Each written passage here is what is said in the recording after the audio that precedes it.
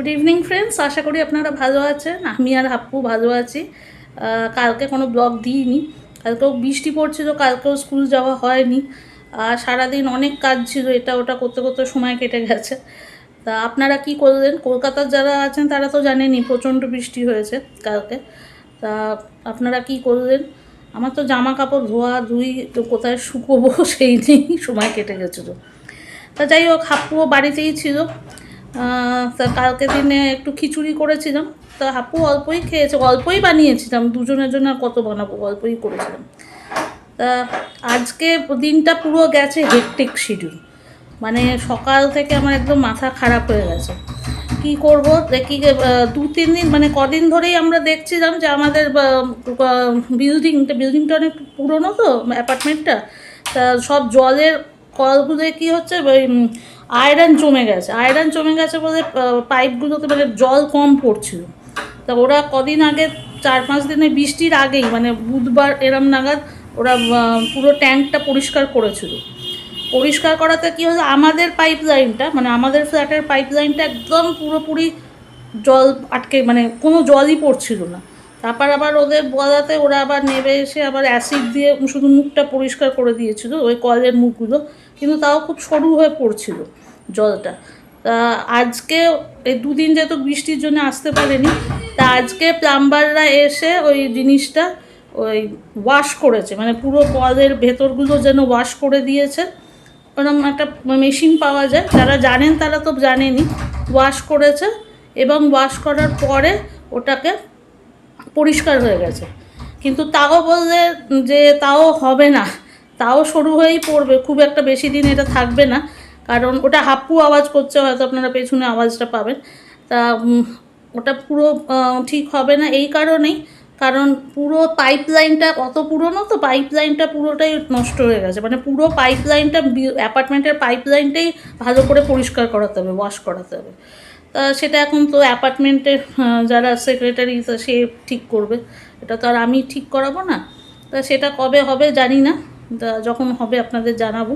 তা এখনকার মতো জল আগের থেকে পড়ছে, এটা একটা গেল। এবার সকালবেলা দেখি ওয়াশিং মেশিন চালাতে গিয়ে দেখি ওয়াশিং মেশিনের মানে দিয়েটা জলটা ভরছেই না, টাবের মধ্যে জলটা ভরছেই না, তার আগেই জলটা আবার বেরিয়ে চলে যাচ্ছে, আউটলেটে বেরিয়ে চলে যাচ্ছে।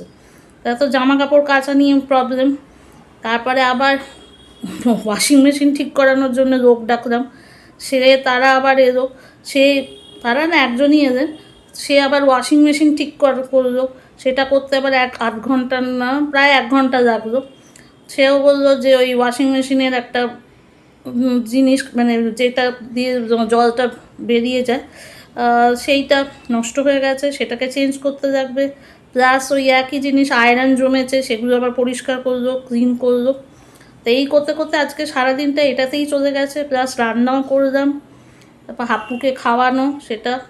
তো এই আজকের দিনটা মানে মানে সত্যি মানে আমি মানে টায়ার্ড হয়ে গেছি। আর এখন যাই হোক, হাপ্পুর এখন ইচ্ছে হয়েছে ম্যাগি খাবে, ওর বেশিরভাগই ম্যাগি খাওয়াটাই ইচ্ছে হয়, তা সেই ম্যাগিটাই বানাচ্ছি। তা আজকে তাই আর বেশি কিছু বললাম না, এমনি হাপ্পু ঠিকই আছে, আজকে তো স্কুল ছিল না, বাড়িতেই আছে। তা দেখি ম্যাগিটা কত দূর হলো। এই যে হাপ্পুর জন্য ম্যাগিটা বসিয়ে দিয়ে দিয়েছিলাম, ম্যাগিটা হয়ে গেছে, দেখতেই পাচ্ছেন হাপ্পুর ম্যাগি রেডি। এখন ম্যাগিটা ঢেলে দেবো, একটু ঠান্ডা হবে, তারপর হাপ্পু খাবে। আজকে কোনো ভেজিস সেরকম কিছু দিইনি, জাস্ট এমনি করেছি, অনেক সময় ভেজিস দিই অনেক সময় দিই না, আজকে আর দিলাম না, বললাম না এমনি টায়ার্ড হয়ে গেছি। ও ম্যাগিটা একটু মানে একদম শুকনো শুকনো খেতে পারে না, একটু ওকে মানে সুপি টাইপের করে দিতে হবে, নাহলে ও খেতে পারবে না। এই হচ্ছে ম্যাগি, এটা একটু ঠান্ডা হবে। এই যে একদম গরম গরম ম্যাগি। আর ওখানে হাপ্পু কী করছে, ওই যে হাপ্পু, ওইগুলো আর আপনারা কিছু আমাকে বলবেন না, ওই আমি আর ওগুলো ঠিক করাবো না, কারণ ওটা যদি মসকিটো নেট ঠিক করিও কোনো লাভ হবে না। দেখতে পাচ্ছেন সব ছিঁড়ে দিয়েছে, ও কিছুই করে না, পা ঢুকিয়ে দেয়, ঢুকিয়ে ওগুলো ছিঁড়তে শুরু করে। তাই জন্য ভেবেছি ফালতু ওয়েস্টেজ অফ মানি, এটা ঠিক করে কোনো লাভ নেই। আজকের মতো এতটাই। হাপ্পু ম্যাগি খাক ঠান্ডা করে, আপনারাও কি খাচ্ছেন না খাচ্ছেন জানাবেন, আর কালকে আবার দেখা হবে। Okay, love you all, take care and see you in a next blog.